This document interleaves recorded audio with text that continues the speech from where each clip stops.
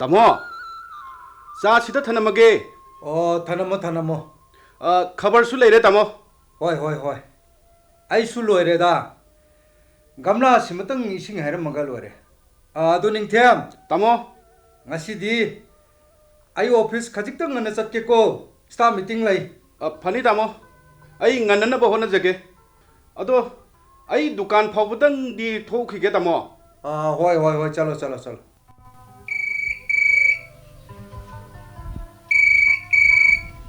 कनानुने अयुक्सिदा कनाबु ओरिगबा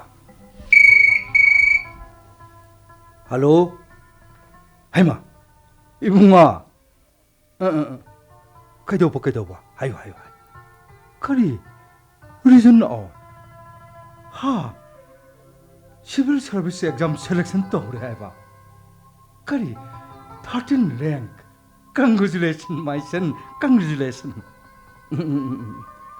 याय अदो नंग इम्फालदा मुंतंग थोलमदि फैको होइनी आई याम नुंगाइरे आई याम नुंगाइरे नादेदा होय यारे थमो बाय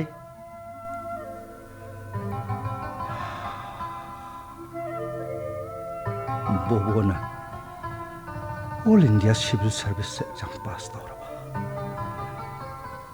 नॉर्थ ईस्ट की ओइना इशाना टॉप तारे करीना असुक नुंगाइरबा इशागी पाउसी तारगा करीगिनो हिगी थमोइसिदा खांगमद्रबा चाइना अमना फाउरक्लिबसी बोबो नंगी नुंगाइबा पाउसीदा ककाना थमोइ पेन नोक्सबा ngamद्रिबा करीगिनो सही कुमाथोइ सुपना लोसिनदना थमख्रबा लंजिन पुनख्रबा वारीगी लंगला अमा तपना चिंथोरक्लिबा करीगिनो पुंसी असिदा नाइतोम चटपगी अवाबा फाउदना लाखिबा निंगसिंबगी कानद्रबा थौदोकसिंदो ngасꯤ디 मिटमांगसिदा अममम ओइना सोंथोरक्ले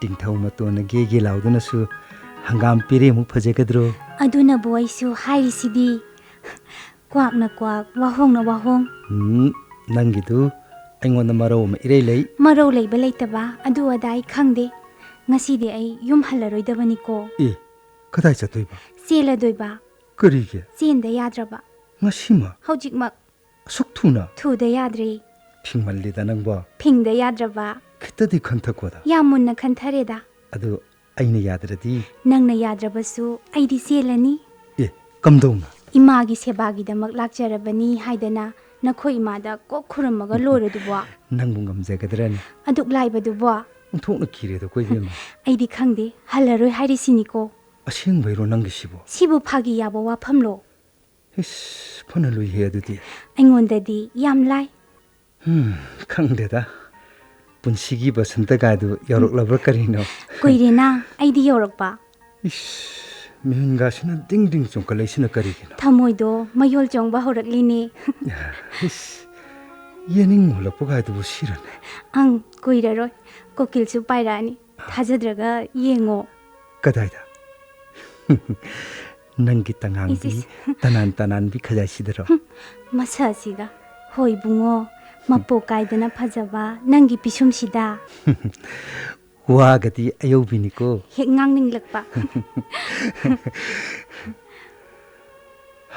कया त कुइरबनो अइखोय अनि असुमनो वारी सानखिदबा आइखो करिन्जांग चारकपा छौगरी थोंगे छौगरी कंगलायेन पाकनम अमसु यावे थांजिंग सिंजु अमगा ए पाकनमदुबु बेगतुदा खचिकंग हापचलप याद्रो हो हापक्त्रे लेहौरिये लौरोखिसिरो थाजमानबि हाइसो हाइबनी ngasiसिबु नंबु चतख्रिसिरो चथोदा नातै जादबा फाकी तवनिदा ngasiसि करिगिनो खंगदि 하이품 강드는 누가이부금 떠 이사시. ꯑꯩꯗꯤ ꯉꯁꯤꯁꯦ ꯄꯪꯁꯥꯎꯗ ꯁꯥꯎꯅꯤꯡ 그리기. ꯈꯪꯗꯦ 그도리. 아이고 뚜밀러리 그도르기. 이모tomba 하유네. ꯉꯁꯤꯗꯤ ꯑꯩ ꯋꯥꯐꯝ ꯑꯃ ꯍꯧꯗꯣꯛꯀꯦ ꯁꯥꯎꯒꯗ꯭ꯔꯥ 그리기 사고도리노. ꯌꯥꯝ ꯂꯥꯟꯅꯗꯤ ꯂꯧꯒꯅꯨꯀꯣ 그리노 하유 했다. ꯅꯪ ꯑꯩꯕꯨ ꯇꯁꯦꯡꯅ ꯅꯨꯡꯗꯤ ꯅꯨꯡꯁꯤꯔꯤꯀꯣ 예. 그리 하리노 두데. ꯅꯍꯥꯛꯀꯤ ꯅꯨꯡꯁꯤꯕꯗ ꯑꯩꯉꯣꯟꯗ ꯅꯝꯊꯥꯛ ꯑꯃ ꯐꯥꯎꯕ ꯌꯥꯎꯗꯦ 그리고 ꯑꯩ ꯅꯪꯉꯣꯟꯗ ꯁꯥꯎꯕꯁꯨ ꯉꯝꯗꯦ ꯋꯥꯔꯧꯕꯁꯨ ꯉꯝꯗꯦ ꯑꯗꯨꯕꯨ ꯅꯪꯕꯨ ꯅꯤꯡꯁꯤꯡꯕ ꯃꯤꯀꯨꯞ ꯈꯨꯗꯤꯡ ꯊꯃꯣꯏꯗ ꯈꯥꯡꯉꯝꯗ꯭ꯔꯕ ꯃꯩꯔꯤ ꯑꯃꯅ ꯀꯟꯅ ꯆꯥꯛꯈꯠꯂꯦ 타즈만. ꯄꯥꯎꯅꯤꯟꯈꯣꯜ ꯑꯃꯅ ꯇꯠꯇꯅ ꯈꯣꯟꯊꯥꯡ ꯌꯩꯔꯦ 하유. 그도르게. ꯍꯟꯗꯛꯇꯤ ꯅꯪꯒꯤ ꯃꯔꯝꯗ ꯋꯥ ꯌꯥꯝꯅ ꯍꯥꯏꯔꯛꯑꯦ 그리 와노. 하유. ꯑꯩꯅ ꯌꯥꯝ ꯐꯠꯇꯅ ꯈꯜꯂꯨꯕꯒꯤ ꯋꯥꯐꯝꯗꯤ ꯅꯠꯇꯦ ꯑꯗꯨꯕꯨ 와도 꼬이톡들어버수. 하닝무도 시행력다 하유 그도르게. ꯁꯦꯡꯅ ꯑꯃꯨꯛꯇꯗꯤ ꯈꯨꯝꯕꯤꯌꯨ ꯅꯍꯥꯛꯀꯤ ꯅꯨꯡꯁꯤꯕꯗ ꯑꯩꯕꯨ ꯈꯛꯃꯤꯅꯝꯒꯦ ꯈꯟꯈꯤꯗꯦ ꯍꯥꯏꯅ 호직도 이농농나. 한강 마사 말리보 능시. ꯑꯗꯨꯗꯤ ꯍꯥꯏꯕꯤꯌꯨ ꯑꯩꯕꯨ 그다이 ꯌꯧꯅ ꯅꯨꯡꯁꯤ 능시바. 능시바기부 마시는 마로이리 하이버 빤케이 아마 레이브로. 그다이 여ꯧꯅꯗꯤ ꯂꯦꯞꯄꯤꯈꯤꯕ ꯉꯝꯒꯅꯤ 낭기 탐모이도나 이부 마옙 시행나 타즈보 ngamliba 미꿉도 파오. ꯀꯣꯆꯤ ꯀꯣꯠꯂꯤꯕ ꯀꯔꯤꯒꯤꯅꯣ 꼬치기 와판만브로. 시행만이. 이모tomba 타제다브라. ꯄꯨꯛꯅꯤꯡꯁꯦ ꯇꯞꯊꯅ ꯂꯩꯕ ꯉꯝꯗꯦ ꯑꯩꯒꯤ ꯊꯃꯣꯏꯁꯤꯅ ꯋꯥꯖꯔꯤꯕꯁꯦ ꯅꯪꯕꯨ ꯅꯨꯡꯁꯤꯖꯕꯒꯤꯅꯤ 타제만비. ꯄꯨꯟꯁꯤꯁꯤꯗ ꯑꯩꯅ ꯈ꯭ꯋꯥꯏꯗꯒꯤ ꯅꯨꯡꯁꯤꯖꯕ ꯃꯤꯁꯛ ꯑꯃ ꯑꯣꯏꯅ ꯅꯐꯝꯗꯒꯤ ꯑꯩꯁꯨ ꯑꯁꯥ ꯑꯃꯇꯪꯗꯤ ꯇꯧꯅꯤꯡꯉꯤ 까름바 아샤. ꯄꯨꯛꯆꯦꯜꯃꯛꯇꯕ 타제만비. ꯉꯁꯤ ꯑꯩꯈꯣꯏꯅ ꯂꯩꯔꯤꯕꯁꯦ ꯁꯃꯥꯖꯁꯤꯒꯤ ꯃꯁꯛ ꯎꯗ꯭ꯔꯕ ꯄꯟꯈꯩ ꯑꯃꯒꯤ ꯃꯅꯨꯡꯗꯅꯤ ꯄꯟꯈꯩꯁꯤꯒꯤ ꯋꯥꯡꯃ ꯂꯥꯟꯅ ꯅꯪꯕꯨ ꯃꯤꯌꯥꯝꯅ ꯂꯥꯟꯅ ꯂꯧꯅꯈꯤꯒꯗꯕ ꯊꯕꯛ ꯑꯃꯠꯇ ꯇꯧꯍꯟꯅꯤꯡꯗꯦ 타제만비. 와클도 얌루나 칸문 그래. 타모이도 가직등 쏙톡나. 미외벽이 미능시 해버도 마석 강내 행부 담시. 밑 방톡라가 오봉함다바 봇. 밑 으실라가 예무 하나바 와라이바니. 미 예nga amtang serana kibada punshigi khongthang khuding khurau oikhiga doribani.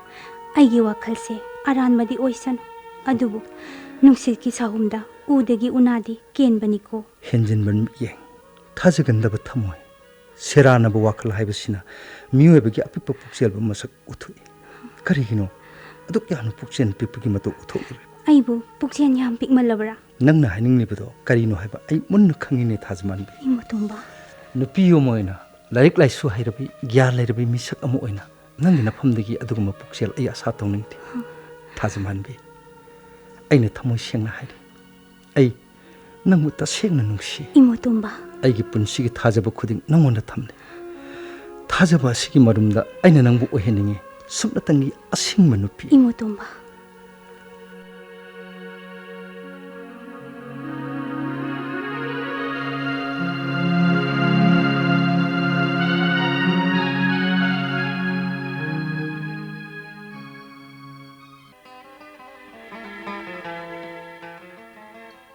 하이 보보 보보 때마 때마 그다이서 그러자는데 통같이 양항하거든 너 또이쇼 Kaka, 아이 낭 레이브로 ay maningda larik pari ne. 오 아두가 까리기노 통같이 숙라우나 항돌리시보 마마디 Mama ising chokpa chatkiye. 어 Hala ani.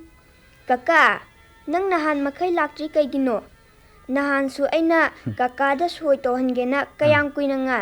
Ngarang su lakte. 까까 타복 진누나 떠리버네 나한 마케이 락들버수 ngasi laisi디 Kaka, yengo tu ay gi progress report. 아 까다 Handaki parikha du da ay na second tari ba. 거리기야 퍼스트 안하고 호너거든요 하리가 가다 아 아스 보보기 넘버 시디 파제이 해 마람 뭐이 넘버 얌 팡버기 Fair oy ba mi bari da ma yawe ba. 아 Aduga ne, misna maklakta say na kalli ba. Fair oy bagi. 낭수 까까나 깐바 따버니 미네 넘버 헨버기 I, yade chatlo. Ay di fair suhoy da na. 아 파기 따보니다 까까나 하영디네 까까나 낭기다 꼭 통바 비전 세컨 따버기 가브라 Hoy. Ado kaka, 하윤이 sida soy to biyo. 응 Soy to raga pura uhaye misna. 가다 세세세 아도 하영묵터디 파스 따다버 야로고 나터디 까까디 핵다 차고다버니 시드가 이 술락 라오도자니 Me, Kaka laktradi aishu sauni. Se kakai khawsidane nangi apple yawgani se. Ha, apple. Mm. Hauni ye. Kaka, ai ama sarge ko. Hoini charo ni. Ngai ko. Siengna ne taitho so. Kaka taitho pige se piro kada. Kaka ki shu ama pirake. Yare. Se charo. Hema, imotomba. Tima. Mama, kaka na hayangdi kokok thongba pijani hai. Hema, simdudi nathanda charabro. Nang kaka chaminadrabro. Yare. Tima. Asi khawsida hawai movie ga alu angang bi khajik tang yarok pani.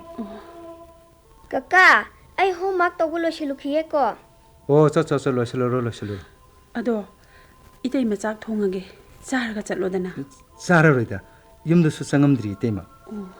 Adudi cha oina khitang longe lao. Yare da tharoisi. Hantak thagi barabu tema. Nahan bithokre. Thaunarakdringai da haidana. Yam chokthana ui kaidorage. Haksang ngamdrabro tema. Kaishu tawdida. Hidak chadrabro. Chai. Kaishu tawdiye. Ngasi si thabak khara suba henjelamani. Thabak sudeda. Suba ngamde. Handakse. Haksang si nungai tababudi. Yam hele. Tema. Kari mata tawba ngamde. Yam sonthai. Khutsa se nikpa masu yawe. Karigino adudi. Doctor da checkup amtung chalusiro. Phararoidaba jani da. Hera. Hingdabana bu hena pharaba jani. Ikai khangdabagi adu khanglaba haibaduni. Taning de tema. Adubu wani adina. Karisu kanararoidaba. Prithi lumnaba mingonda wai chinnaba polaklaba mapok haiduni. Shelting matam changna asukwan honariba sibu. Adubu wakhal do khannabagiro. Imotomba. Mi khwaigidi mangani tarani kullabasu. Hagot panumita sit nana honaba ngami. Adubu aigidi. Madu karigino khambra.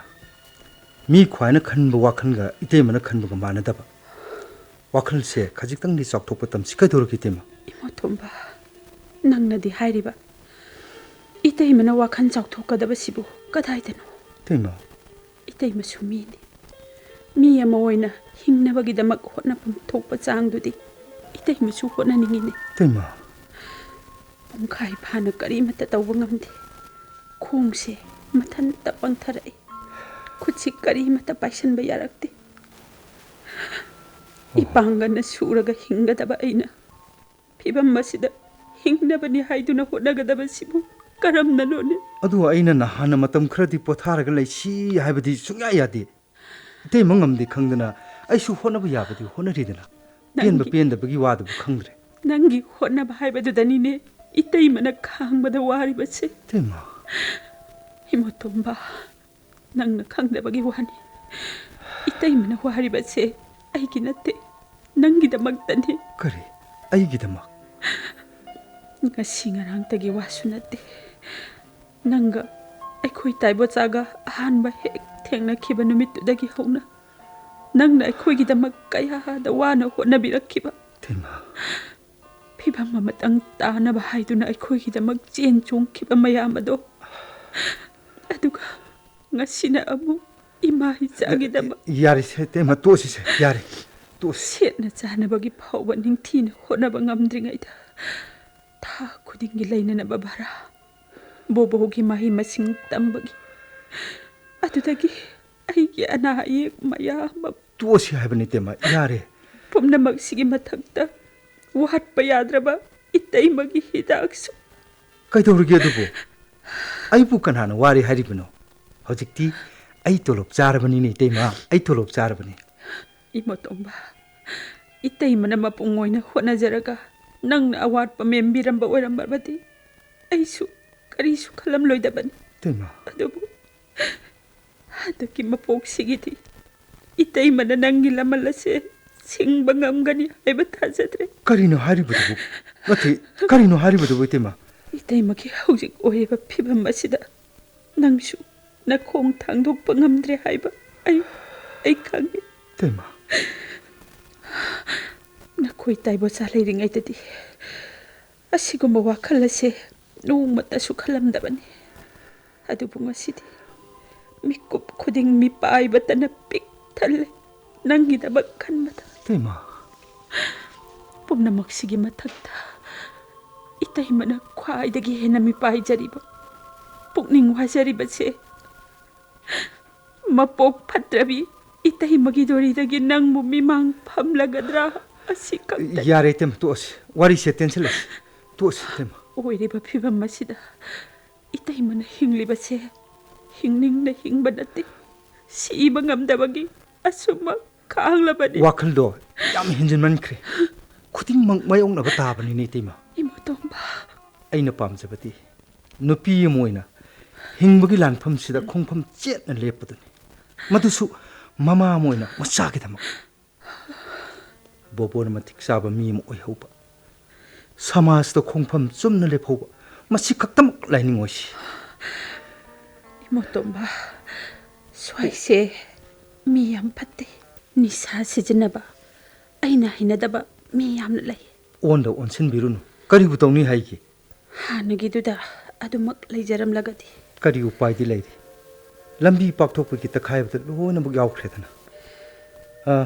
ꯇꯤꯃꯥ ꯍꯟꯗꯛ ꯊꯥꯒꯤ ꯚꯔꯥ ꯄꯤꯈ꯭ꯔꯦ ꯍꯥꯏꯕꯅꯤꯀꯣ ꯑꯗꯨ ꯑꯣꯏꯔꯗꯤ ꯁꯦ ꯇꯤꯃꯥ ꯂꯨꯄꯥ 9,000ꯁꯤ ꯈꯛꯇꯪ ꯄꯥꯏꯔꯝꯃꯨ ꯇꯣꯂꯣꯞꯁꯨ ꯐꯪꯗꯅ ꯀꯗꯥꯏꯗꯒꯤ ꯄꯩꯁꯥꯅꯣ ꯍꯧꯖꯤꯛꯄꯣ ꯑꯩ ꯄꯩꯁꯥ ꯄꯥꯏꯔꯦ ꯈꯪꯗ꯭ꯔꯤꯕ꯭ꯔꯣ ꯏꯇꯩꯃ ꯅꯪꯕꯣ ꯅꯠꯇꯦ ꯏꯃꯥꯗꯒꯤ ꯂꯧꯔꯛꯏꯕ꯭ꯔꯣ ꯅꯠꯇꯦꯗ ꯁꯦ ꯑꯉꯥꯡꯒꯤ ꯇꯨꯏꯁꯟ ꯄꯩꯁꯥꯗꯨꯒ ꯍꯌꯦꯡ ꯄꯤꯕꯤꯈ꯭ꯔꯣ 이모tomba ꯚꯦꯟꯒꯤꯗꯨꯁꯨ ꯄꯤꯈ꯭ꯔꯣ ꯑꯇꯩꯅ ꯀꯣꯟꯅ ꯑꯃꯨꯛ ꯇꯧꯅꯔꯁꯤ ꯊꯅꯝꯃꯅꯨꯗ ꯌꯦꯡꯉꯣ 이때이ꯃꯒꯤꯁꯨ ꯃꯤꯅ ꯄꯤꯔꯛꯀꯗꯕ ꯌꯥꯝ ꯂꯩꯔꯤ ꯑꯩꯁꯨ ꯈꯪꯉꯤꯗ ꯁꯦ ꯄꯥꯏꯁꯟꯕꯤꯍꯧꯔꯣ 이모tomba ꯀꯣꯟꯅꯒꯤꯅ ꯀꯣꯟꯅꯒꯤ ꯊꯣꯛꯄ ꯌꯥꯝ ꯊꯦꯡꯈ꯭ꯔꯦ ꯑꯩꯁꯨ ꯆꯠꯅꯕ ꯇꯧꯔꯒꯦ ꯕꯣꯕꯣ ꯑꯩ ꯗ꯭ꯔꯣꯌꯤꯡ ꯌꯦꯛꯏꯌꯦ ꯂꯣꯏꯗꯧꯔꯦ ꯑꯣ ꯐꯔꯦ ꯐꯔꯦ ꯌꯦꯛꯑꯣ 마기 परीक्षा 하이독박이 그이노 소위 떠헌가니 하이드나 얌 손자람바니니 ꯇꯧꯈ꯭ꯔꯦ ꯉꯁꯥꯏꯅ ꯑꯩ ꯌꯦꯡꯈ꯭ꯔꯦ ꯑꯣ. ꯅꯝꯕꯔꯕꯨ ꯌꯥꯝ ꯋꯥꯡ ꯐꯪꯉꯤꯅꯦ ꯑꯩꯈꯣꯏ ꯕꯣꯕꯣꯁꯦ 세계엔 따이 하이바두다 하라오케바시나 목도이바 라이릭 바바가세 숙레ꯞ 랩데 ꯌꯥꯝ ꯐꯔꯕꯅꯦ ꯑꯗꯣ 바라 바바가시나 그얌 하이 캉나부 바리브라 캉다나부 바리브라 마진세 까복 복바가 짭 행만해 ꯃꯇꯧꯗꯨꯗ ꯍꯛꯆꯥꯡ ꯑꯗꯣ ꯈꯖꯤꯛꯇꯪ ꯀꯟꯈꯠꯇ꯭ꯔꯣ ꯏꯇꯩꯃꯕꯨ ꯏꯇꯩꯃꯒꯤ ꯑꯁꯦꯡꯕ ꯏꯔꯟ ꯄꯨꯟꯁꯤꯒꯤ ꯑꯁꯥ ꯍꯥꯏꯕꯗꯣ ꯑꯁꯤꯅꯤ 이모tom바 ꯃꯁꯤꯅ ꯐꯤꯔꯦꯞ ꯑꯃꯇꯪ ꯇꯥꯍꯧꯔꯒ ꯂꯣꯏꯔꯦꯅꯦ ꯏꯇꯩꯃꯀꯣ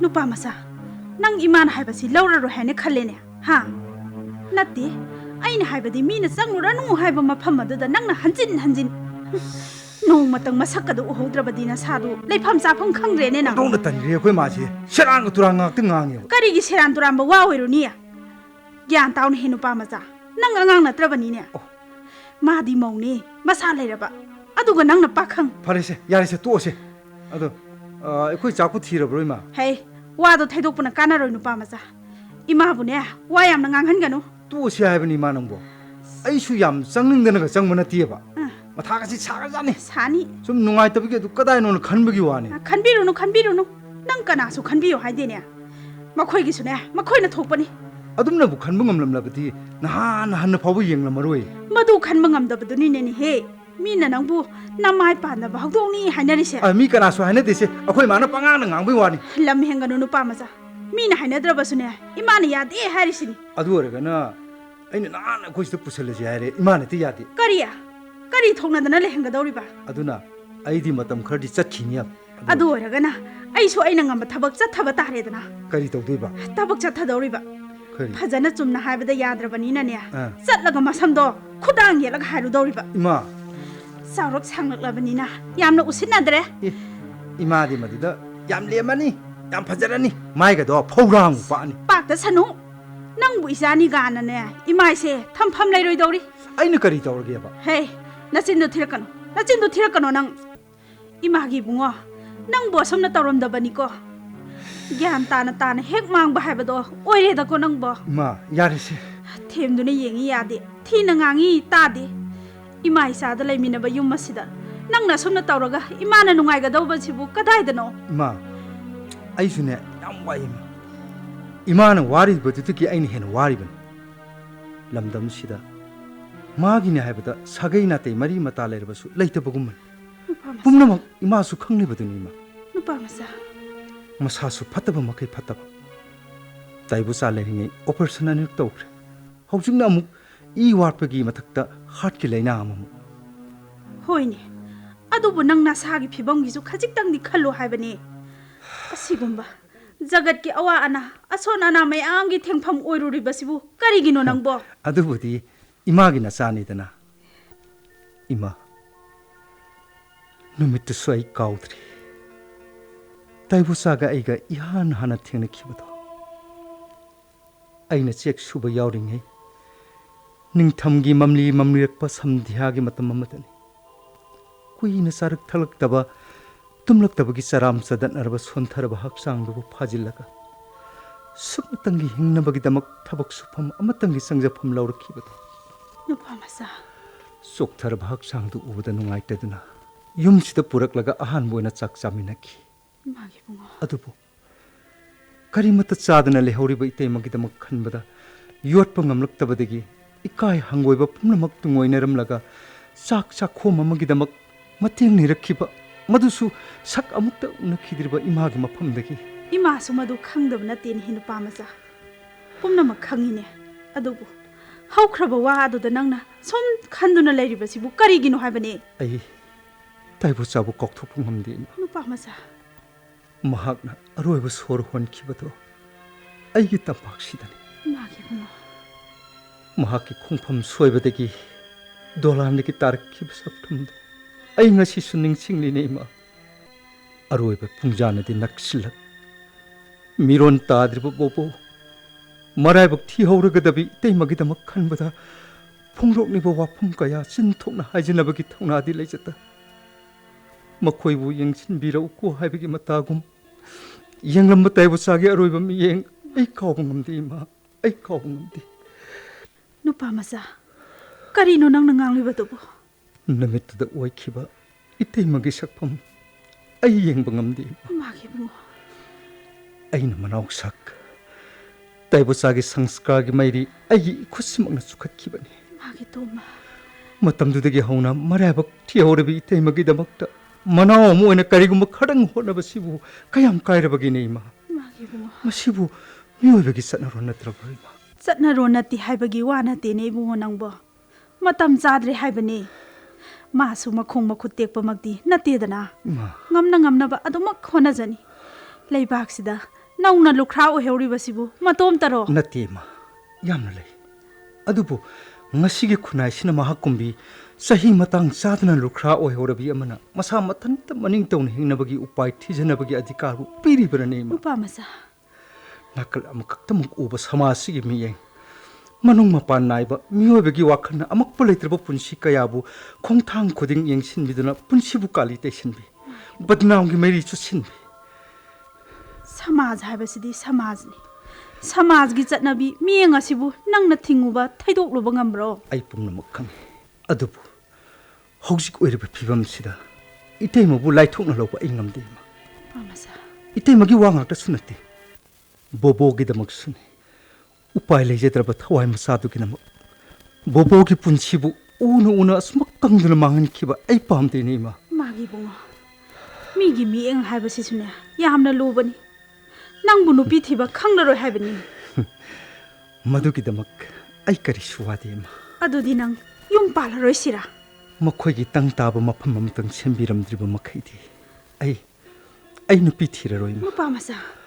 नेना ताना लेजदुना मसाना सुजरगे हिंब ngamजरनी मबुक फावबुदि पुब ngamलनी हाबिगी चांगदुदि थमनि आइना हौसिक आइरिबसे इतैमना मसा खजिक्तंग कंखलकपने ꯀꯪꯈꯠꯂꯛꯇꯕ ꯇꯥꯔꯒꯅ ꯀꯝꯗꯧꯕ ꯏꯃꯥ ꯅꯪꯕꯨ ꯉꯥꯎꯔꯕ꯭ꯔꯣ ꯍꯥ ꯅꯪꯕꯨ ꯉꯥꯎꯔꯕ꯭ꯔꯥ ꯍꯥꯏꯕꯅꯤ ꯃꯈꯣꯏꯒꯤꯗꯃꯛꯇ ꯅꯪꯅ ꯑꯗꯨ ꯌꯧꯅ ꯎꯁꯤꯜꯂꯨꯔꯤꯕ ꯑꯗꯨ ꯍꯛꯆꯤꯟꯅ ꯅꯨꯡꯁꯤꯔꯨꯔꯤꯕꯕꯨ ꯀꯔꯤꯒꯤꯅꯣ ꯃꯈꯣꯏ ꯑꯁꯤꯕꯨ ꯑꯩꯈꯣꯏꯒꯤ ꯀꯅꯥꯅꯣꯅꯦ कनासु नते बोबोगी पुंसिबु उरगा आइगे हौख्रब पुंसिबु तत्तन निंसिंहले इमा 누파 마사. आई खंग इमाना आइगिदमक अवाबु कुंगाई खांगदुना कयादु वान होनरखिबगे हाय 마기 붕어. नुंजु नुंसा अहिंग नुंथिन खायदना खुबा कुरोन हुब मखै आइबु मी ओइनबा सेमिरखिबनि अदुबु इमा आइसे 루크라비 마사 오인 하우르키바니네 이마. 이마기 똥바. 이마기 학상내기 젠타락고 후망 일으킨 우라가 하이닝 모아마따 닝땀나 하이자분 감락키디. 이마기 봉바.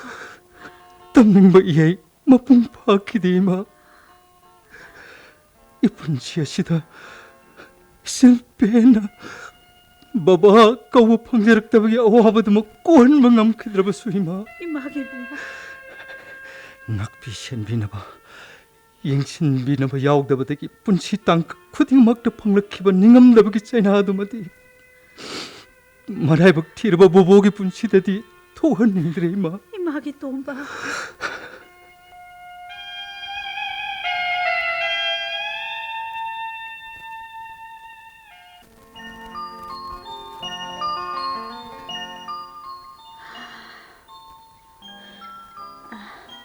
이붕어, 누빠 마자. 하이 낭보 따리브로. 아이 실례 이마. 이싱 글라스 아마타 깔라게로. 호이 이마부 와바나. 호망나 술로이레네. 이스, 속 사바시부 까리노냐. 세 시달레 이마. 가리기노 수경 꾸이레 시부 이마. खरा हेंने ताइदा ननेदो मसा ngamdre na leirami ngai hak su phamduna wari khara sana tholore panji su yengubani natti nang bu karai cha tawrino thapom ta chaluge tawbani ima halak pangairami ni ado ibungo natai mado lakliba yumjaga sasida oina ne loksin birasi hayeng su yai adu buning thogabani nongpo kabado kaya nungaitre adugiro khoi mana panji yengurisi hoine yengdaba yaribro afa phata kari lege haido khangning tawbani kari su thoidokpa kaibadi hairaktre tei mana pu kaya yaning da male daima kari giya khangdi ikai bana ra nungai tabigira wafam se hodolo badana pakap ta kapai wan hoi imana ne hek lawbiru ba habaduni numito mayek sengna hek nangna khangaluro ima lakani edana aina handak sidi aina nati khoi mana tawbani di haramabani dukan macha sidang imaga puna hawdong minaraga mana mechin khara thaujabaduga tek mama macha sida maraiba yengjarasan tawbugi budi hojik leiribado kaya nungai trabjani nisha khara chasilaga ngale tana kariyam kathaina ba nisha sana sanba mi khara lei haibra karino hoine makok maru panda ba haibadudi phajafam leiba pot nateda yumjaga isa phawba sidang dine ngairasi manunga sidasu khara kangjana ba cho laurisi lawbadi ne ima oina chatke ima na chatpana phani ko hoi ai horen numdang waram la kaino sanga ga phajana hairamage adoi ma ai thapom ta chalukhige kari lege nang munga sia kaisu leiteda sum koiruge tawbani hojik po asok sakhraba sida natte nangbu sakpu sarabro chathui ima nga di pharak tarne aduna phare ado ima gi chaktu dine thiramdrabani ingdra haiduna hoi ima hek thirage aduga ne nang pangtheng di thengla karuko ima hore nani tombi gi macha nupi gi ne poeng ba chakada balai he hoi ma ai chale ma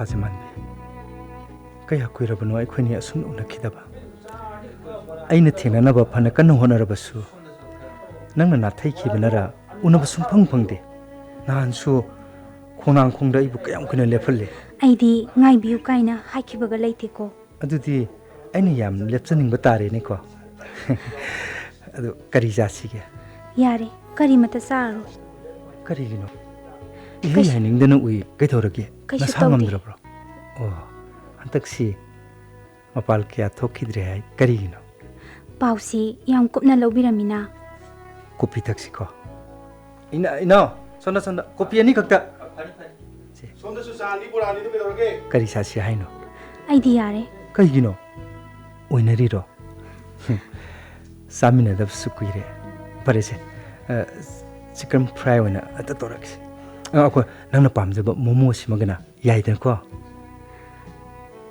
thajamambe ngasidi ꯄꯨꯟꯁꯤꯒꯤ ꯑꯣꯏꯕ ꯑꯁꯥ ꯃꯌꯥꯝ ꯑꯃ ꯄꯨꯔꯒ ꯑꯔꯣꯏꯕ ꯋꯥꯔꯦꯞ ꯑꯃꯒꯤꯗꯃꯛꯇꯅꯤ ꯑꯩꯅ ꯅꯅꯥꯛꯇ ꯂꯥꯛꯂꯤꯕꯁꯤ ꯑꯔꯣꯏꯕ ꯋꯥꯔꯦꯞ ꯅꯪꯒ ꯂꯧꯃꯤꯟꯅꯗꯕ ꯌꯥꯗꯕ ꯑꯔꯣꯏꯕ ꯋꯥꯔꯦꯞ ꯑꯩꯁꯨ ꯑꯔꯣꯏꯕ ꯋꯥꯔꯦꯞ ꯑꯃꯈꯛꯀꯤꯅꯤ ꯉꯁꯤ ꯅꯪꯅ ꯍꯥꯏꯕ ꯏꯟꯗꯨꯅ ꯃꯐꯝꯁꯤꯗ ꯂꯥꯛꯂꯤꯕꯁꯤ ꯂꯝꯕꯤꯁꯤ ꯃꯥꯟꯅꯔꯝꯃꯤꯀꯣ ꯑꯗꯨꯕꯨ ꯄꯥꯟꯗꯝꯗꯤ ꯃꯥꯟꯅꯔꯝꯗꯕꯁꯨ ꯌꯥꯏ ꯀꯔꯝꯅ ꯏꯃꯣꯇꯣꯝꯕ ꯀꯌꯥꯔꯛ ꯍꯟꯅ ꯃꯨꯟꯅ ꯈꯜꯂꯕꯒꯤ ꯇꯨꯡꯗ ꯉꯁꯤꯗꯤ ꯑꯩ ꯏꯁꯥꯒꯤ ꯑꯣꯏꯕ ꯐꯤꯔꯦꯞ ꯑꯃ ꯂꯧꯔꯕꯅꯤ ꯀꯔꯝꯕ ꯐꯤꯔꯦꯞ ꯄꯨꯟꯁꯤꯁꯤꯗ ꯅꯪꯒ ꯑꯃꯨꯛ ꯍꯟꯅ ꯎꯅꯗꯕꯒꯤ ꯀꯔꯤ ꯍꯥꯏꯔꯤꯅꯣ ꯑꯗꯨꯗꯤ ꯋꯥꯐꯝꯁꯦ ꯐꯥꯒꯤ ꯅꯠꯇꯦ ꯅꯪꯒ ꯑꯃꯨꯛ ꯍꯟꯅ ꯎꯅꯔꯔꯣꯏ ꯍꯥꯏꯗꯨꯅ ꯑꯩ ꯆꯞ ꯆꯥꯅ ꯂꯦꯞꯂꯨꯔꯕꯅꯤ ꯊꯥꯖꯃꯥꯟꯕꯤ ꯃꯗꯨꯃꯛꯇꯅ ꯅꯪꯒꯤ ꯄꯥꯎ ꯈꯨꯗꯤꯡꯃꯛ ꯑꯩ ꯊꯩꯗꯣꯛꯈꯤꯕꯅꯤ ꯑꯗꯨꯕꯨ ꯉꯁꯤ ꯃꯐꯝꯁꯤꯗ ꯂꯥꯛꯂꯤꯕꯁꯦ ꯑꯩꯒꯤ ꯄꯨꯟꯁꯤꯒꯤ ꯑꯔꯣꯏꯕ ꯋꯥꯔꯦꯞ ꯅꯪꯉꯣꯟꯗ ꯈꯪꯍꯟꯅꯕꯒꯤꯗꯃꯛ ꯊꯥꯖꯃꯥꯟꯕꯤ ꯄꯨꯟꯁꯤꯁꯤꯗ ꯅꯍꯥꯛꯀꯨꯝꯅ ꯅꯨꯡꯁꯤꯕ ꯅꯍꯥꯛꯀꯨꯝꯅ ꯄꯦꯟꯖꯕ ꯃꯤꯁꯛ ꯑꯃ ꯊꯦꯡꯅꯔꯛꯈꯤꯅꯤ ꯍꯥꯏꯕ ꯑꯩ ꯊꯥꯖꯗꯦ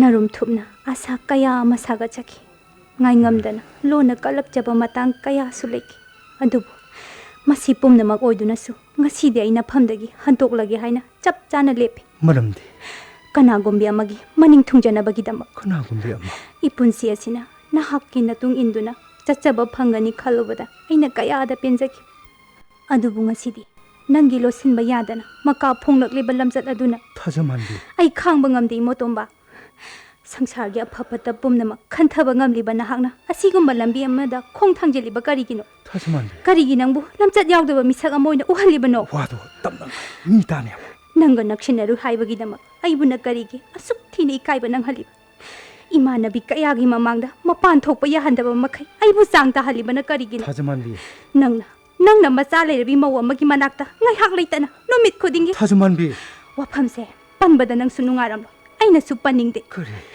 ꯅꯨꯄꯥꯁꯤꯡꯒꯤ ꯃꯇꯦꯡ ꯌꯥꯎꯗ꯭ꯔꯕꯗꯤ ꯅꯨꯄꯤ ꯈꯨꯗꯤꯡꯃꯛ ꯍꯤꯡꯕ ꯉꯝꯂꯣꯏꯗꯕꯒꯨꯝ ꯈꯜꯂꯤꯕ ꯅꯈꯣꯏꯒꯤ ꯋꯥꯈꯜꯗꯣ ꯊꯥꯗꯣꯛ ꯁꯃꯥꯖꯁꯤꯗ ꯅꯨꯄꯤꯁꯤꯡꯕꯨ ꯃꯁꯛ ꯊꯤꯍꯟꯅꯕ ꯍꯣꯠꯅꯕꯤꯒꯅꯨ ꯃꯗꯨꯒꯤ ꯁꯔꯨꯛꯄꯨꯗꯤ ꯅꯍꯥꯛꯅ ꯆꯦꯛꯁꯤꯟꯅ ꯅꯨꯡꯁꯤꯅ ꯁꯦꯟꯅꯖꯔꯤꯕ ꯅꯇꯩꯃ ꯃꯔꯥꯏꯕꯛ ꯊꯤꯔꯕꯤꯗꯣ ꯐꯤꯖꯤꯗ ꯆꯦꯠꯅ ꯀꯤꯁꯤꯟꯕꯤ ꯊꯥꯖꯃꯥꯟꯕꯤ ꯂꯨꯈꯥꯛ ꯆꯥꯕ ꯍꯨꯏꯒꯨꯝ ꯃꯅꯝ ꯁꯨꯠ ꯁꯨꯠ ꯅꯝꯗꯨꯅ ꯂꯩꯒꯗꯕꯒꯤ ꯁꯔꯨꯛ ꯅꯨꯡꯁꯤꯕꯒꯤ ꯅꯨꯡꯁꯤꯕꯤꯕ ꯃꯍꯥꯛꯄꯨ ꯃꯄꯥꯜ ꯊꯣꯡꯅ ꯂꯧꯁꯤꯟꯕꯤꯌꯨ ꯊꯥꯖꯃꯥꯟꯕꯤ ꯏꯃꯣꯇꯣꯝꯕ ꯋꯥꯍꯩꯗꯣ ꯑꯃꯨꯛ ꯍꯟꯅ ꯃꯈꯥ ꯇꯥꯔꯛꯀꯅꯨ ꯀꯔꯤꯒꯤ ꯑꯗꯨꯛ ꯌꯥꯝꯅ ꯁꯥꯎꯔꯤꯕꯅꯣ ꯅꯪꯅ ꯅꯪꯒꯤ ꯅꯇꯩꯃꯗ ꯄꯪꯌꯥ ꯌꯥꯕꯒꯤ ꯃꯇꯧꯗꯣ ꯑꯩꯉꯣꯟꯗ ꯀꯔꯤꯒꯤ ꯃꯊꯤ ꯐꯣꯡꯂꯛꯂꯤꯕꯅꯣ ꯊꯥꯖꯃꯥꯟꯕꯤ ꯆꯠꯅꯕꯤꯒꯤ ꯁꯝꯕꯜ ꯋꯥꯡꯃꯗ ꯂꯦꯞꯂꯤꯕ ꯂꯝꯂꯥꯟꯕ ꯑꯣꯏꯔꯤꯕ ꯅꯍꯥꯛꯅ ꯀꯔꯝꯅ ꯑꯩꯉꯣꯟꯗ ꯈꯨꯄꯥꯛꯅ ꯊꯥꯕ ꯉꯝꯂꯤꯕꯅꯣ ꯑꯩꯒꯤ ꯏꯖꯠꯁꯤꯕꯨꯗꯤ ꯅꯍꯥꯛꯅ ꯀꯔꯤ ꯑꯣꯏꯅ ꯈꯟꯕꯒꯦ ꯑꯩꯕꯨ ꯅꯪꯒꯤ ꯅꯇꯩꯃꯒꯨꯝ ꯎꯔꯨꯔꯕꯣ ꯑꯩ ꯁꯣꯏꯈ꯭ꯔꯦ ꯀꯅꯥꯒꯨꯝꯕ ꯃꯤꯁꯛ ꯑꯃ ꯑꯣꯏꯔꯝꯂꯕ ꯁꯦꯝꯃꯤꯟꯅꯔꯝꯒꯗꯕꯅꯤ ꯑꯗꯨꯕꯨ ꯊꯃꯣꯏꯁꯤꯅ ꯅꯪꯕꯨꯗꯤ ꯊꯥꯖꯃꯥꯟꯕꯤ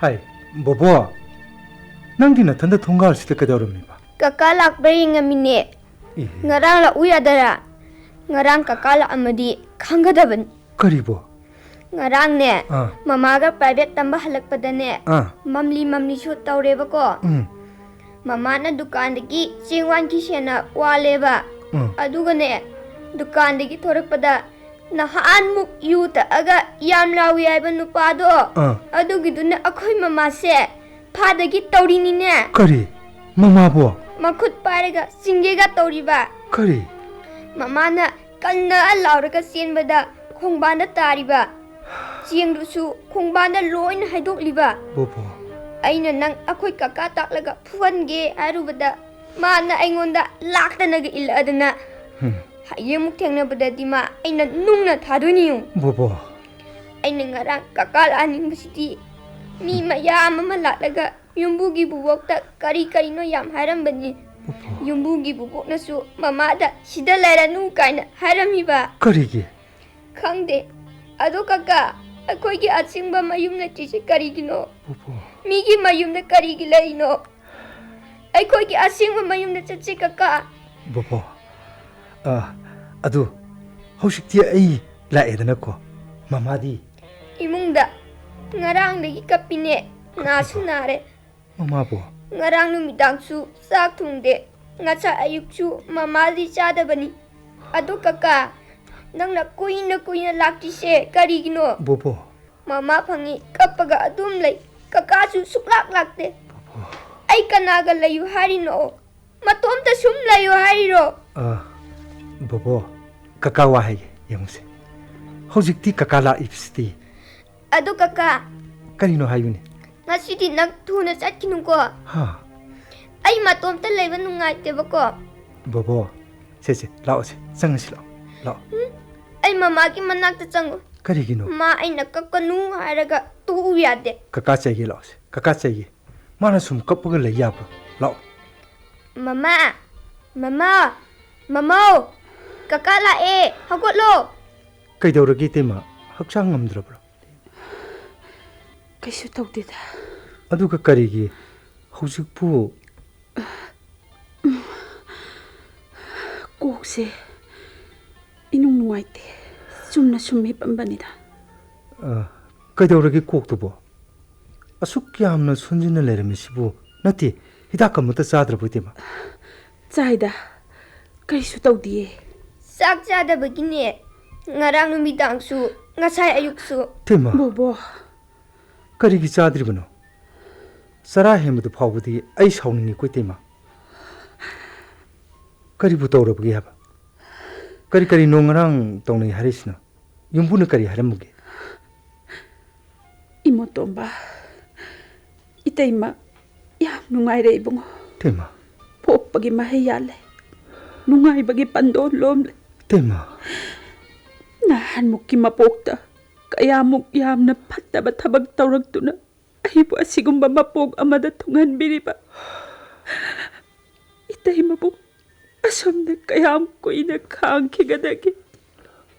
아두 야면서 선택이니다 나티 이테이마다 부까나나 까리 Itaima bu. Kanana kari tawni haige. Iraibag na tatibiraba. Mapok asibu itan tawarawjaba kaktani. 테마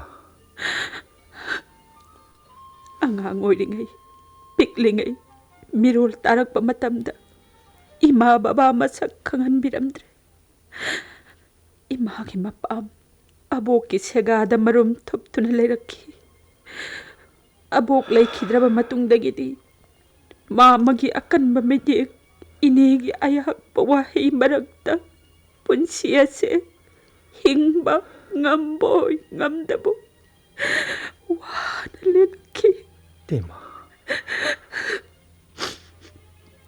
Adudagi, nakoy tayo sa aking matong indo na kung tangdorak kibanamit adudagi. Mapam maduday tayo magikonggol su mula urabani. 테마 Aduga sumda su. Itay magidoridagi. Mayum ni haydo na su. Nakoy tayo sa aking kung napamlay kiti. Nang kitay po sabo, ato ang bigim masani haydo na. Ahaloy na mamapana, magita magkarisulit bibangam kiti. Itay manayom maduda kong tangsilak kiba numit aduda. Oy kiba sagtam, tok kiba tawdog watok maya maduda. Kangam drama chay na kaya galoy na na. Makoy mating tadi lauraroy kando na. Sinaba magaloy na na kanada suharam na na yung dudaki kong tangdoraki. 테마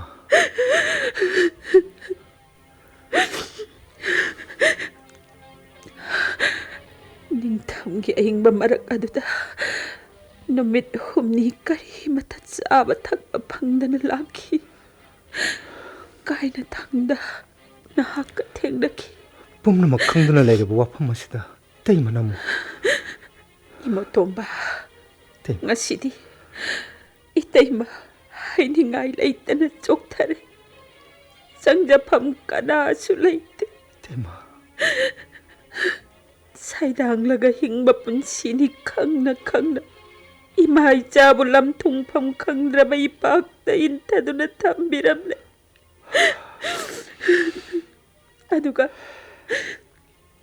Ano ka nga sinamo? Pati kom ti maragtatawa sana po kom na.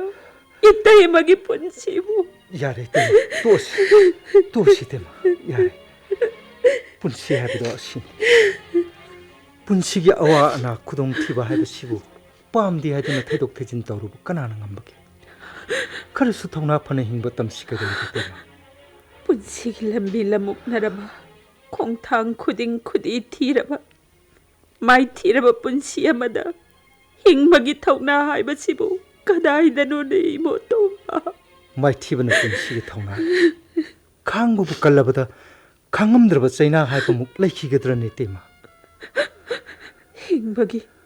हिंबगी नमादा अवाबा पेंदबा कयागी चैना खोलसिबु खांगदुना पुंसी असे केमनबगिदमक हिंबा ओइरबदि कानद्रबा मपोग असिना थवाइसिबु योगतुना थमलुबगी अर्थबु करिनो तेमा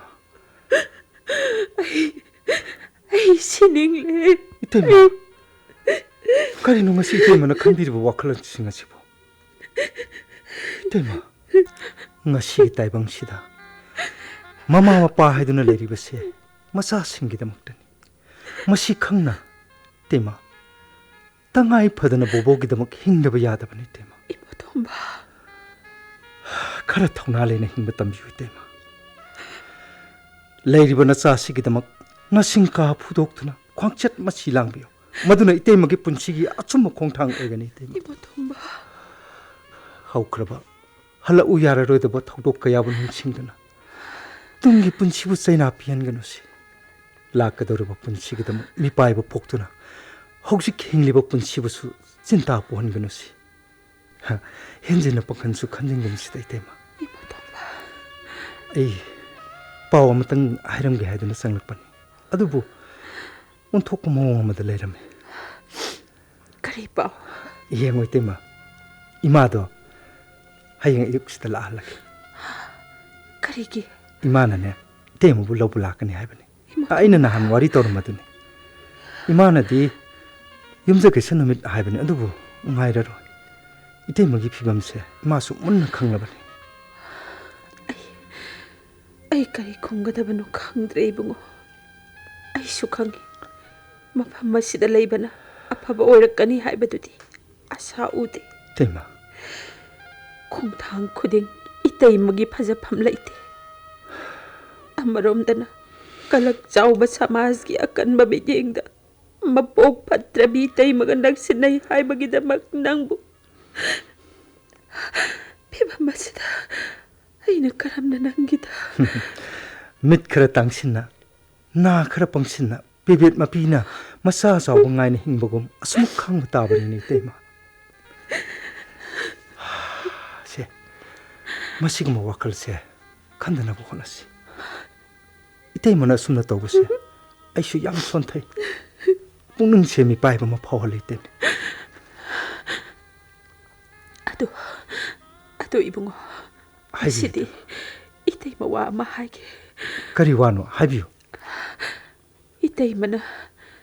इतै मन सुम खनबदा kari bunu अमुक्तंगदी चटलगा हाइजरुसिरा kodai dano harisibo आदा बोबोगी मपलसिंगी मनाक्ता tema tai busagi thawai yaudrba hakchang du phawda masak khangdi haiduna kokthokpa ngamkhiba mafam madudabu hojik itei mana karam aibu lana khanbirabrane tema इतै मन नंगु लान खनबा इमोतोम्बा इतै मबु मंगलने Ibungo नंगदी इतै मगी पुंसिनी tema इतै मगी थौना Pongal पुनमक्ति नंगतन ओइबनी अदुबु ai pumna makhang tema ai pumna makhang आई खिलाई बगसे ओंथोक न थीना छुतबलम क्रमाले दको आई मुक्तोन बसिबु कदाय ते लेरम खिगदगे tema नुपी होइबिगी तांग जफम असेंग ब इरा लोय जगदबा इपुरोय बगी असेंग ब युमफम दसु आईगी दमक्तनी लोन सेन क्रबन थोंग अदुका मफम मसिदना to siba tema yam sontha man asumba haibanu bandi itei masuma sakhangidana asumba haibasida thajaba thamdana punsi se manglomda changsinba tamsi kanana khangni ngasi itei mana thonglon khre khaliba yumdugi mapu hayeng matam amada itei mana orapasu ꯈꯣꯡꯒꯨꯜ ꯃꯨꯠꯊꯠꯄꯤꯈ꯭ꯔꯦ ꯈꯜꯂꯤꯕ ꯏꯇꯩꯃꯒꯤ ꯅꯨꯡꯁꯤꯔꯕ ꯏꯄꯥꯝ ꯂꯝꯗꯝꯗꯨꯃꯛꯅ ꯃꯈꯣꯡꯅ ꯊꯣꯡꯅ ꯂꯥꯛꯇꯨꯅ ꯏꯇꯩꯃꯕꯨ ꯊꯤꯔꯛꯂꯣꯏ ꯍꯥꯏꯅ ꯀꯅꯥꯅ ꯍꯥꯏꯕ ꯉꯝꯒꯅꯤ? ꯃꯇꯝꯗꯨꯗ ꯏꯇꯩꯃꯒꯤ ꯌꯥꯏꯐꯕ ꯅꯨꯃꯤꯠ ꯍꯥꯏꯕꯗꯣ ꯑꯁꯦꯡꯕꯅꯤ, ꯁꯣꯏꯗꯅ ꯂꯥꯛꯀꯅꯤ. ꯃꯇꯝꯗꯨ ꯐꯥꯎꯕꯗꯤ ꯋꯥꯔꯕꯁꯨ ꯋꯥꯅ ꯈꯥꯡꯈꯤꯁꯤ ꯏꯇꯩꯃ. ꯀꯔꯤꯁꯨ ꯅꯨꯡꯉꯥꯏꯇꯕ ꯈꯟꯕꯤꯔꯨꯅꯨ. ꯏꯃꯥꯗꯣ ꯍꯌꯦꯡ ꯑꯌꯨꯛ ꯉꯟꯇꯥ ꯂꯥꯛꯍꯜꯂꯒꯦ. ꯏꯃꯥꯅ ꯑꯥꯗ ꯗꯨꯀꯥꯟ ꯑꯃ ꯐꯖꯅ ꯁꯦꯝꯕꯤꯅꯤ ꯍꯥꯏꯕꯅꯤ. ꯀꯅꯥꯅ ꯈꯪꯅꯤ ꯑꯥꯗ ꯂꯩꯔꯒ ꯃꯄꯥ ꯆꯥꯅꯔꯨꯗꯨꯅ ꯄꯣꯡꯈꯠ ꯐꯔꯕꯁꯨ. 이때뭐부 호직부 싹 통을 싸봉 넘기거든. 남간이다. 살아 henbado ai nungai tiko sieng buler bo tima leida pare adu arati ai su chatna ba tawrage matam su yam thenga mane oh bobo sidi ai tampak ngai na tum thakre sidi hema ibungo bobo se tarabro nangbo yengo saram chadan nari bra angang ga se mathong manam amat khangba na train tawrisi 통갈 기 खुती post म खोंदनी ए लाख प्रिय नायरमे ए बबो से नमि सिंगो से बबो यादे मान कद तोर चखी देगी तौरीनी कका वा हेगी यमसे से कया से न कोन सिंग खरबनी से येंगो इबुंगो से नंग कका से थेंगे हाई से मामा पमगे ला नंग चखिनु हाइबने ओ कका वा हेगी से कोन सिल से अंत थादो ओबा नमाय दो कका दी यंखलो मुन्न ताव ai wai hayeng degi di nangsu mamasu kakaga yumda leiraga dabane is asingba gini adudi yam nungani ye mama yam nungani ko yam nungai dori hoine aina kaka hoida leirati kaka ga nungti gi chak chaminani ko sakta nati loina mak tumbasu kaka ga tuminani ko koi basu kaka na pubini school chapasu nungti gi kaka na thinbini larik su nungti gi takpini lam hela sune sidagi kakana phurani is yade chatlo adudi adu ngasi gi kaka chakhrage ba nang mapan thokanu ko mama gi manak te ki hendokanu ko hoi kaka tema ayu chatkhage tema hoi kai tong mayam skai nang chenmiaro ngasi di nangi numi surubani khango mayam to biri su hauja 네 싸우기시나 mayam kai do yaw ge tong si 야 방법이 너 뭐시고 요거 탐시고 항구라 이모도 봐 이제 뭐 kai do tong si bo mayam 이모도 봐 정말 이 타이네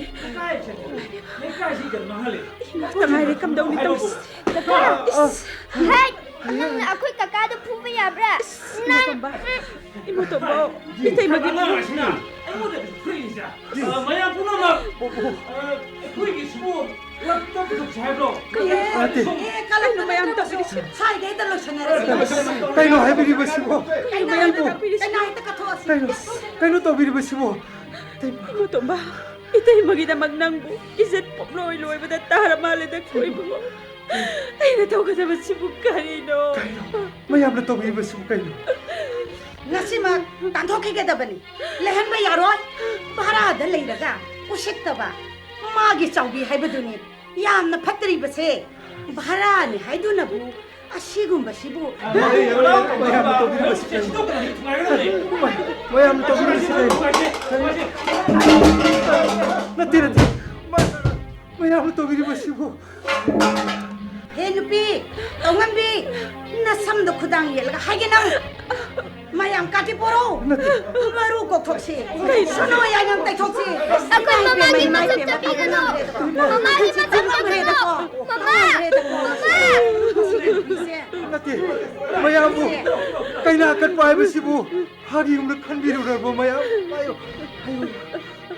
Hey, naram chakra nangna hangdo haibadi khamge nang bong nasu bang nang mayam so khadalo 이모도 he 봐 ikai khamdabi tongambi hojelo nu pasida lai pareng se hu ul he 나한테 마두다디 나오비가노 공파이두나 하이제리 마학포딘 간비요 he sipayu ne ikai because pauri malense masibo 나티 아이가 뭐예 ꯇꯧꯁꯤꯟꯅꯔꯤꯅꯤ ꯐꯖꯅ 이마기 보보 ꯃꯁꯤ ꯌꯥꯝ ꯇꯧꯅꯕꯅꯦ ꯃꯁꯤ ꯌꯥꯝ ꯇꯧꯔꯦ Mama! Kaka, mama si kaino mataure. Yengo! Ish, maya kasi sukungun kare. Se, hukolo ba? Mama si yung ulaw ka. Kaka, kukutse. Kuri si tu se kare. Kukutse tu ingata. Mama kasi sukungun na tatle. Kaka, nagsu kayo daw lagi. Kaka, nang nakabot kong ngamdri ba kaligino? Se, hubalo! Kaka! Ni mayama malalaga na si Tori si Bukaino. Si Bukaino Rino. Ay kang diye, kaka. Ay kang diye. Tayma, ay, izat kidamak. Tayma kitaway ka. Mantik na bahay mo to. Tokla mo na.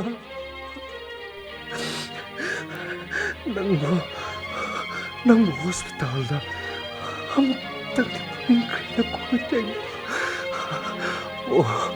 Pumlamak sa kaibiram laga. Makoy na cat kiri si karigino. Makoy sibu. Miya mata na trabra. Tayma. Nang mo una. Nanawagi min mang sidagi. Ano mang kibatara mo. Ayaw. Tayma.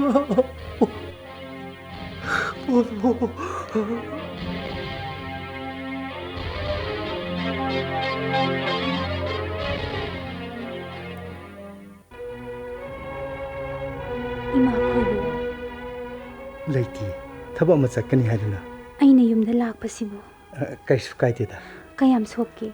Thamoi nungi chaina asidagi asokpasini henba nateda. Kanaga lai? Ithantani. Kari chani? Yareda.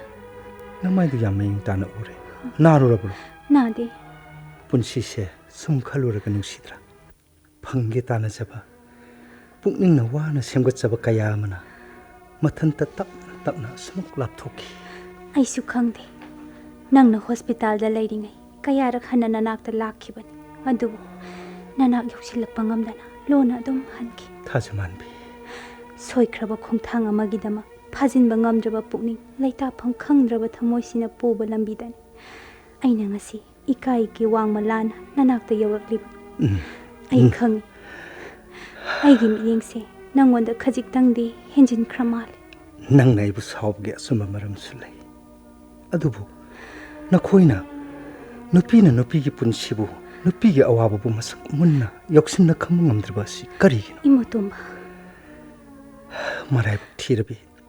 Aigi itemagi asonbada aina khudong chab laukhibra. Imotomba. Wahang simati. Aigi punsiga adumuk sagona hokani. Nangi thamoido warobana pik than kramal. Imotomba. Nangi thamoida aibu ngakpibagi mafam amatta leiraroidra. Thajamanbi. Isana semjakhiba irangi dandini khanduna aibu asuma inthokpiradra. Inthokpa. Aigi nungsibagi laimaida ihana hana mayom chongkhibi adu nangbu aina karamna kawbu ngamgadoriba. Imotomba. Aigi ahangba thamoisidi masigi mapudi nang kaktanine thajamanbi.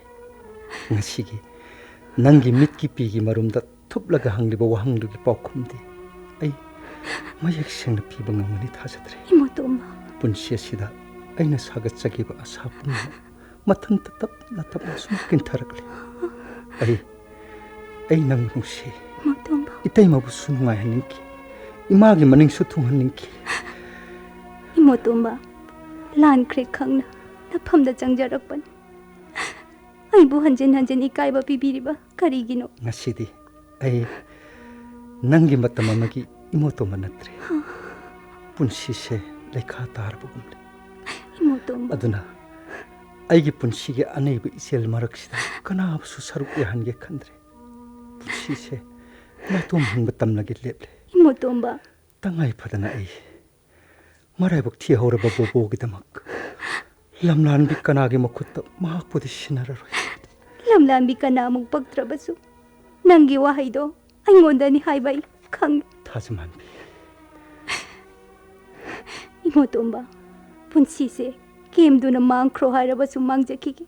Nafamda amuk hana uhalanu harabasu ꯑꯩ ꯂꯥꯞꯅ ꯍꯟꯗꯣꯛꯈꯤꯒꯦ ꯑꯗꯨꯕꯨ ꯅꯪꯒꯤ ꯅꯥꯏꯇꯣꯝ ꯍꯤꯡꯕ ꯍꯥꯏꯕ ꯋꯥꯍꯩꯗꯨꯃꯇꯪꯗꯤ ꯍꯟꯗꯣꯛꯄꯤꯌꯨ ꯃꯗꯨꯅ ꯅꯪꯅ ꯑꯩꯕꯨ ꯉꯥꯛꯄꯤꯔꯦ ꯍꯥꯏꯅ ꯂꯧꯖꯒꯦ ꯊꯥꯖꯃꯥꯟꯕꯤ ꯃꯗꯨꯃꯇꯪꯗꯤ ꯍꯟꯗꯣꯛꯄꯤꯌꯨ ꯆꯩꯅꯥ ꯃꯁꯤꯡ ꯈꯪꯗꯅ ꯌꯣꯝꯂꯕ ꯊꯃꯣꯏꯁꯤꯅ ꯕꯣꯕꯣꯕꯨ ꯏꯊꯥꯅꯨꯡꯗ ꯆꯦꯠꯅ ꯀꯣꯟꯗꯨꯅ ꯀꯌꯥꯔꯛ ꯈꯪꯅ ꯋꯥꯁꯛꯈ꯭ꯔꯕꯅꯤ ꯏꯃꯣꯇꯣꯝꯕ ꯋꯥꯁꯛꯁꯤꯃꯗꯤ ꯀꯥꯏꯔꯔꯣꯏ ꯑꯩ ꯀꯅꯥꯕꯨꯁꯨ ꯋꯥꯔꯧꯕ ꯇꯧꯗꯦ ꯁꯤꯡꯅꯕꯁꯨ ꯅꯠꯇꯦ ꯄꯦꯟꯗꯕꯒꯤ ꯋꯥꯀꯠꯁꯨ ꯅꯠꯇꯦ ꯁꯨꯞꯅꯇꯪꯒꯤ ꯃꯔꯥꯏꯕꯛ ꯊꯤꯍꯧꯔꯕ ꯕꯣꯕꯣꯒꯤꯗꯃꯛꯅꯤ 이모tomba ngasi디 ꯑꯩꯁꯨ ꯍꯤꯡꯅꯤꯡꯕꯒꯤ 아사 ꯃꯥꯡꯁꯤꯜꯂꯛꯄꯒꯨꯝ ꯇꯧꯔꯦ ꯂꯝꯕꯤꯁꯦ ꯏꯃꯝ ꯃꯝꯁꯤꯜꯂꯛꯂꯦ ꯑꯩꯅ ꯀꯔꯤꯒꯤꯗꯃꯛ ꯅꯪꯒꯤ ꯊꯣꯡꯖꯤꯟꯁꯤꯗ ꯂꯥꯛꯈꯤꯕꯅꯣ ꯑꯩ ꯈꯪꯍꯧꯗ꯭ꯔꯦ ꯊꯥꯖꯃꯥꯟꯕꯤ 이때이마게 말아해복세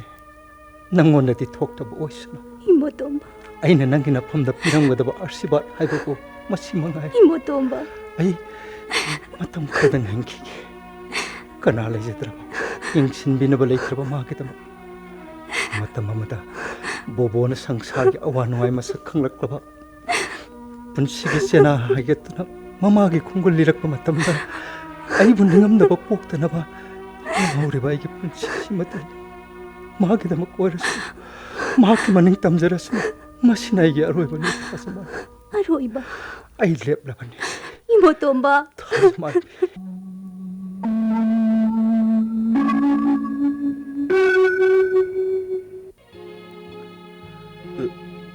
Tamo, Tamo, ꯀꯩꯗꯧꯔꯒꯦ ꯆꯥꯒꯁꯤ ꯑꯃꯠꯇ ꯊꯛꯄꯤꯔꯝꯗ꯭ꯔꯦ ꯈꯕꯔꯒꯁꯤꯁꯨ ꯏꯆꯥꯏ ꯆꯥꯏꯊꯣꯛꯂꯒ ꯇꯦꯕꯜꯁꯤꯗ ꯃꯥꯏ ꯎꯞꯁꯤꯟꯗꯨꯅ ꯂꯩꯕꯤꯔꯝꯃꯤꯁꯤꯕꯨ ꯇꯥꯃꯣ ꯀꯩꯗꯧꯔꯒꯦ ꯇꯥꯃꯣ ꯀꯔꯤꯁꯨ ꯇꯧꯗꯦꯗ ꯑꯩ ꯀꯔꯤꯁꯨ ꯇꯧꯗꯦ ꯅꯤꯡꯊꯦꯝ ꯇꯥꯃꯣ ꯉꯁꯤꯁꯦ ꯑꯩꯒꯤ ꯈ꯭ꯋꯥꯏꯗꯒꯤ ꯅꯨꯡꯉꯥꯏꯕ ꯅꯨꯃꯤꯠ ꯍꯥꯏꯕꯗꯨ ꯑꯣꯏꯔꯦ ꯅꯤꯡꯊꯦꯝ ꯍꯥꯏꯔꯤꯁꯤꯕꯨ ꯇꯥꯃꯣ ꯕꯣꯕꯣꯗꯣ ꯍꯥ ꯕꯣꯕꯣꯕꯣ ꯕꯣꯕꯣꯗꯣ ꯑꯩꯁꯨ ꯐꯥꯎꯔꯦꯅꯦ ꯕꯣꯕꯣ ꯍꯥ ꯑꯩꯈꯣꯏ ꯕꯣꯕꯣꯕꯣ ꯇꯦꯂꯤꯐꯣꯟ ꯇꯧꯔꯛꯑꯦ ꯅꯣꯔꯠ ꯏꯁꯀꯤ ꯑꯣꯏꯅ ꯇꯣꯞ ꯇꯥꯔꯦ ꯍꯥꯏꯅ ꯅꯤꯡꯊꯦꯝ ꯌꯥꯝ ꯅꯨꯡꯉꯥꯏꯌꯦ ꯑꯩꯁꯨ ꯌꯥꯝ ꯅꯨꯡꯉꯥꯏ ꯃꯇꯝ ꯆꯨꯞꯄꯗ ꯑꯩꯅ ꯂꯥꯏꯅꯤꯡ ꯑꯣꯏꯗꯨꯅ ꯉꯥꯏꯖꯔꯛꯄ ꯍꯥꯏꯕꯕꯨ ꯑꯁꯤꯒꯨꯝꯕ ꯃꯤꯀꯨꯞꯁꯤꯅꯤꯅꯦ ꯅꯤꯡꯊꯦꯝ ꯑꯗꯨꯕꯨ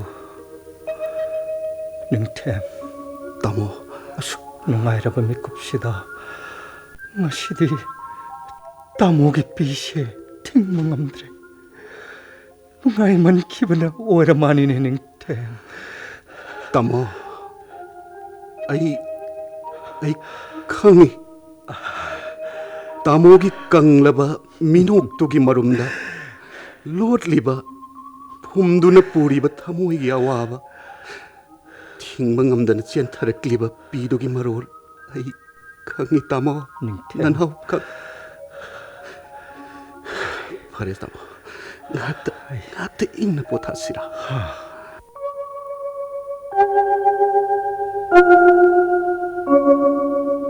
Thank you.